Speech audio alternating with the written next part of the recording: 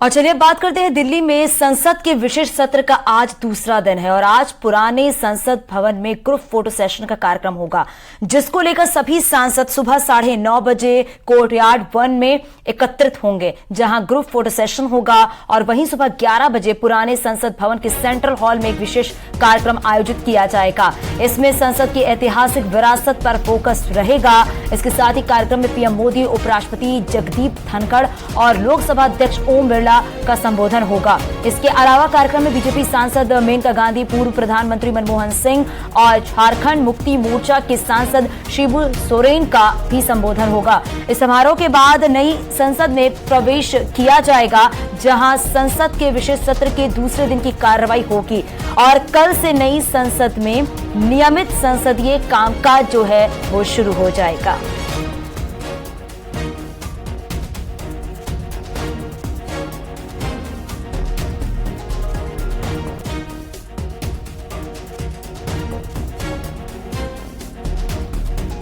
साढ़े 9 बजे पहुंचने का कार्यक्रम है।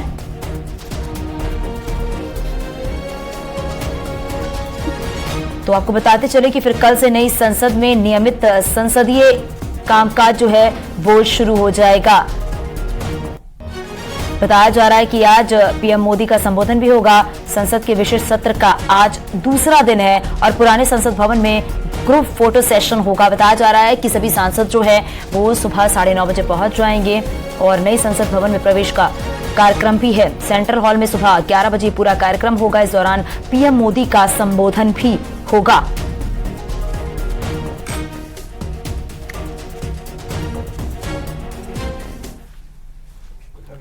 वहीं सोमवार को मोदी सरकार की कैबिनेट बैठक हुई, जिसमें महिला आरक्षण बिल को मंजूरी मिल गई है। सूत्रों के हवाले से खबर आ रही है कि अब सरकार कल बिल को पेश कर सकती है। ये बड़ी खबर इस वक्त हम आपको बता रहे हैं। मोदी कैबिनेट बैठक से जुड़ी ये बड़ी खबर, महिला आरक्षण बिल पर मुहर लग गई है। सूत्रों के हवाले से जानकारी आपको दे रहे हैं। तो महिला आरक्षण बिल को मंजूरी मिल गई है। सूत्रों के हवाले से खबर आ रही है कि अब सरकार कल बिल को पेश कर सकती है। महिला आरक्षण बिल को मंजूरी, ये बड़ी खबर इस वक्त हम आपको बता रहे हैं। और महिला आरक्षण बिल को लेकर पक्ष और विपक्ष में तर्क भी आप देखिए। विपक्ष में तर्क है, जाति आधारित आरक्षण को लेकर आदर्श परिवार की अवधारणा को ठेस पहुंचेगी। समानता के सिद्धांत के खिलाफ है ये बिल। योग्यता आधारित प्रतिस्पर्धा बाधित होगी। जाति आधारित आरक्षण कम होगा, ये विपक्ष का कहना है। और पक्ष का इस पर तर्क है कि भ्रष्टाचार रुकेगा, महिलाओं की स्थिति में और सुधार होगा, राजनीति में महिलाएं भी इसके साथ जुड़ सकती हैं, महिलाओं के मुद्दों की अनदेखी नहीं होगी। और सूत्रों के हवाले से खबर, महिला आरक्षण बिल पर मोहर लग गई है।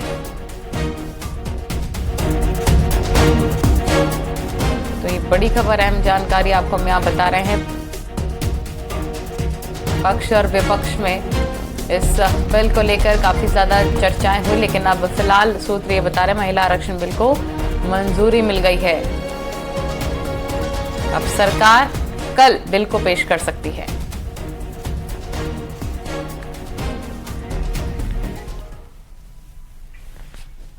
संसद का विशेष सत्र जो है वो शुरू हो चुका है, लेकिन इस सत्र से पहले सियासत भी गर्मा गई है, क्योंकि विपक्ष को लगता है इस विशेष सत्र में सरकार सरप्राइज दे सकती है। एक रिपोर्ट आपको दिखाते हैं।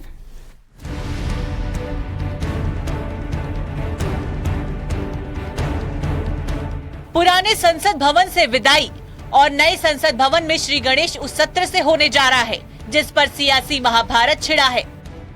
मोदी सरकार ने पहले सत्र का एजेंडा नहीं बताया और जब कुछ दिन पहले एजेंडा क्लियर हुआ तो विपक्ष ने नई चाल चल दी और मुद्दा महिला आरक्षण बिल का उठा दिया, जिस पर नई संसद में रण छिड़ने वाला है। सभी की इच्छा है कि महिला रिजर्वेशन का बिल आना चाहिए और महिलाओं को देना चाहिए जो ड्यू है। आज तक हमने सब कोशिश की, लेकिन अब मैं समझता हूँ जब आप ये मुद्दा उठाएंगे तो जरूर आपके बात को मान्यता वो दे देंगे। आपको शायद ये भी जानकारी होंगे कि हमारे पार्टी की तरफ से, खासकर हमारे पार्टी की CPP chairperson madam Sonia Gandhi ji, ये Sonia Gandhi ji women reservation bill के लिए सदन में कितने बार सवाल किए हैं और उन्हीं की अगुवाई में राज्यसभा में पारित होते हुए भी ये आज तक साकार नहीं हो पाए। तो हमारी तरफ से फिर हम ये मांग करते हैं कि आपकी सरकार रहते हुए ये वुमेन रिजर्वेशन बिल को पारित किया जाए। ये हमारी देशवासियों की मांग है। मुझे लगता है कि आप हमारी बात को जरूर गौर से सोचेंगे। हालांकि केंद्र सरकार एजेंडे में शामिल उन 4 बिलों के साथ ही महिला आरक्षण बिल भी ला सकती है, जिसकी स्क्रिप्ट तैयार हो चुकी है, क्योंकि एक दिन पहले सर्वदलीय बैठक में विपक्षी गठबंधन समेत एनडीए के तमाम नेताओं ने हिस्सा लिया। इस दौरान महिला आरक्षण बिल को लेकर चर्चा हुई, जिसे पास कराने को लेकर न सिर्फ इंडिया नेताओं ने हामी भरी, बल्कि एनडीए नेता भी इसके समर्थन में नजर आए। दरअसल करीब 27 सालों से लंबित महिला आरक्षण विधेयक एक बार फिर चर्चा में है। आंकड़ों के मुताबिक लोकसभा में महिला सांसदों की संख्या 15% से कम है, जबकि राज्य विधानसभा में उनका प्रतिनिधित्व 10% से भी कम है। इस मुद्दे पर आखिरी बार कदम 2010 में उठाया गया था, जब राज्यसभा ने हंगामे के बीच बिल पास कर दिया था। लेकिन कुछ नेताओं ने महिलाओं को 33% आरक्षण का विरोध किया था। हालांकि ये विधेयक रद्द हो गया, क्योंकि लोकसभा से पारित नहीं हो सका था। लेकिन एक बार फिर महिला आरक्षण का मुद्दा उठा है और केंद्र सरकार भी इसके समर्थन में है, यानी विशेष सत्र के कामयाब होने की पूरी उम्मीद है। सरकार ने पूरी तैयारी भी की है। नया संसद भवन से भी नई यादें जुड़ेंगी कि एक ऐसा भवन जो कि आने वाली शताब्दी में, आने वाले वर्षों में भारत की सेवा करेगा और बहुत लोग हमारे बाद भी आएंगे, हमारे से पहले भी बहुत लोग आए हैं। तो जब तक जीवन रहेगा ये सब यादें संजो के रखेंगे। नए पार्लियामेंट का भी एक बड़ा उसका इम्पोर्टेंस भी है, जो चेंजेस टेक्नोलॉजी में नया टेक्नोलॉजी चेंज हुआ है और आने वाले दिन में इसका अवसर भी बढ़े वाला है। जितने भी करो पुराने पार्लियामेंट में नया टेक्नोलॉजी से नहीं जोड़ सकते हैं और स्टाफ भी बढ़ गया, एक्टिविटी भी बढ़ रहे और नया एक्टिविटी भी लेना पड़ेगा आने वाले दिन में। हालांकि विपक्ष को अब भी लगता है कि मोदी सरकार इस विशेष सत्र में कुछ सरप्राइज दे सकती है, जैसे कहीं चुनाव जल्द तो नहीं होने वाले हैं, एक देश एक चुनाव का मुद्दा तो नहीं उठ जाएगा, एक देश एक कानून पर बिल तो नहीं लाया जाएगा, या फिर इंडिया कहीं भारत ना हो जाए। इन उधेड़-बुन में अब भी विपक्षी खेमा है, यानी विशेष सत्र पर जहां सियासत हो रही है, तो दूसरी तरफ बीजेपी ने अपने सांसदों को 5 दिन संसद में मौजूद रहने को कहा है। तो क्या इस सत्र में मोदी सरकार एक देश एक कानून जैसे मुद्दों पर विपक्ष को चौंकाएगी, या फिर इस सत्र में नए संसद की रस्म ही अदा की जाएगी? Bureau report, news 18।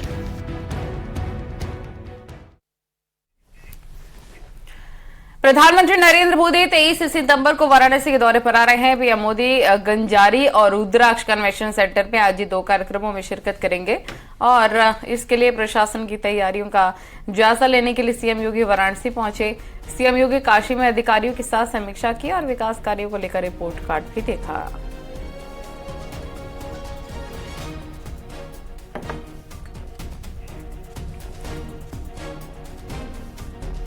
तेईस सितंबर को आएंगे प्रधानमंत्री नरेंद्र मोदी काशी में, जिसको लेकर तैयारियां कर ली गई हैं और यहां पर जनसभा को भी संबोधित कर सकते हैं प्रधानमंत्री। पूरी तैयारियां हो चुकी हैं, जिसका जायजा लेने के लिए सीएम योगी आदित्यनाथ तक खुद पहुंचे। अफसरों के साथ सीएम योगी ने मीटिंग भी की है।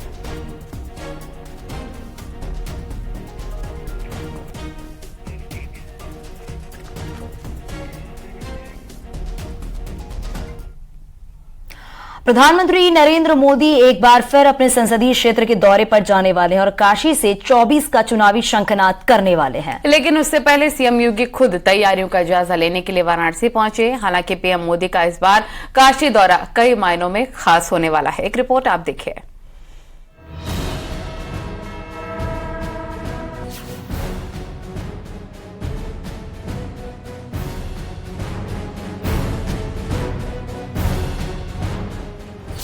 काशी के कायाकल्प का एक नया अध्याय लिखा जा रहा है। बाबा विश्वनाथ के धाम को बुलंदियों पर पहुंचाया जा रहा है, क्योंकि गंगा पुत्र एक बार फिर अपने संसदीय क्षेत्र वाराणसी आ रहे हैं। काशी दौरे पर पीएम मोदी न सिर्फ जनता का अभिवादन करेंगे बल्कि शहर को कई नई सौगातें भी देने वाले हैं, जो विकास के पथ को संकल्पित करेगा।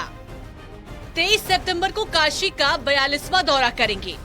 1420 करोड़ की विकास योजनाओं की सौगात देंगे। करोड़ों की परियोजनाओं की रूपरेखा तय करेंगे। काशी के गंजारी में पीएम विशाल जनसभा को संबोधित करेंगे और उसी मंच से केंद्र और प्रदेश सरकार की योजनाओं के लाभार्थियों को प्रमाण पत्र सौंपेंगे। इसी की तैयारी को अमली जामा पहनाने के लिए सीएम योगी खुद वाराणसी दौरे पर हैं। प्रधानमंत्री नरेंद्र मोदी के 23 सितंबर के जो काशी दौरे से है उसकी तैयारियों से जुड़ा हुआ ये दौरा है और तैयारियों का पहला पड़ाव है, यानी कि करसड़ा का अटल विद्यालय, जहां पर मुख्यमंत्री योगी आदित्यनाथ मौजूद है। और यहां से अब मुख्यमंत्री योगी आदित्यनाथ गंजारी जाएंगे, जहां पर प्रधानमंत्री नरेंद्र मोदी की सभा होनी है और जहां पर प्रधानमंत्री पूर्वांचल के सबसे बड़े क्रिकेट स्टेडियम का शिलान्यास करेंगे और वहीं पर जनसभा करेंगे। 23 सितंबर को इस स्कूल के सभी बच्चे भी गंजारी में मौजूद रहेंगे और वहां पर प्रधानमंत्री भी इन्हीं बच्चों से संवाद करेंगे। और प्रदेश के जो 18 विद्यालय हैं, हर मंडल पे एक अटल आवासीय विद्यालय खोला गया है, तो उनके बच्चे वर्चुअली प्रधानमंत्री से जुड़ेंगे। 2014 और 2019 में जिस सीट से चुनाव लड़कर नरेंद्र मोदी प्रधानमंत्री की कुर्सी पर बैठे, एक बार फिर उसी काशी से 2024 का चुनावी शंखनाद कर रहे हैं। गंगा पुत्र एक बार फिर वाराणसी से चुनावी अभियान का आगाज करेंगे। पीएम मोदी का मिशन पूर्वांचल न सिर्फ विकास के लिहाज से अहम है, बल्कि इस दौरे का चुनावी मिशन भी है, क्योंकि मोदी के दौरे के साथ ही प्रदेश की योगी सरकार और बीजेपी पूरी तरह से चुनावी मोड में आ गई है। मोदी जानते हैं कि प्रधानमंत्री बनने की हैट्रिक लगाने के लिए यूपी में 2019 से बड़ी जीत हासिल करना जरूरी है और यही वजह है कि पूर्वांचल की सीटों को साधने के लिए पीएम मोदी काशी से अभियान को धार देने वाले हैं। पूर्वांचल में 27 लोकसभा सीटों का टारगेट। पूर्वांचल को काशी और गोरखपुर क्षेत्र में बांटा। काशी क्षेत्र की 14 सीटों में 12 बीजेपी के पास। गोरखपुर क्षेत्र की 13 में से 10 सीटों पर कब्जा। अंबेडकर नगर, गाजीपुर, घोसी, जौनपुर पर नजर। आजमगढ़ सीट पर भी कब्जे की तैयारी। लेकिन आगामी लोकसभा चुनाव में इस सीट पर मुकाबला फिर से काफी रोचक होने वाला है। हालांकि पीएम मोदी की कोशिश पूर्वांचल की सीटों को फतेह कर 80 के लक्ष्य को साधने की है, जिसके लिए सीएम योगी भी कदम से कदम मिला रहे हैं। Bureau report, news 18।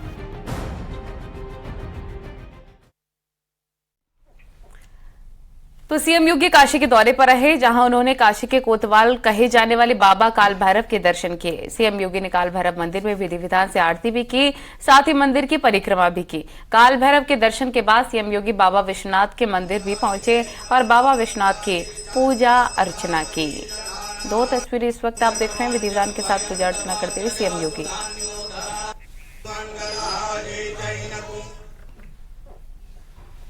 खबर लखनऊ से है, जहां पर आज सीएम योगी आंगनबाड़ी वर्कर्स को ड्रेस के लिए पैसे ट्रांसफर करेंगे। आंगनबाड़ी वर्कर्स को सहायिकाओं को ड्रेस के लिए डीबीटी के जरिए 29 करोड़ की धनराशि ट्रांसफर की जाएगी। इसके साथ ही सीएम योगी आंगनबाड़ी केंद्र और बाल विकास परियोजना केंद्रों का लोकार्पण भी करेंगे। कार्यक्रम का आयोजन जो है लोक भवन में 11:30 बजे से शुरू होगा।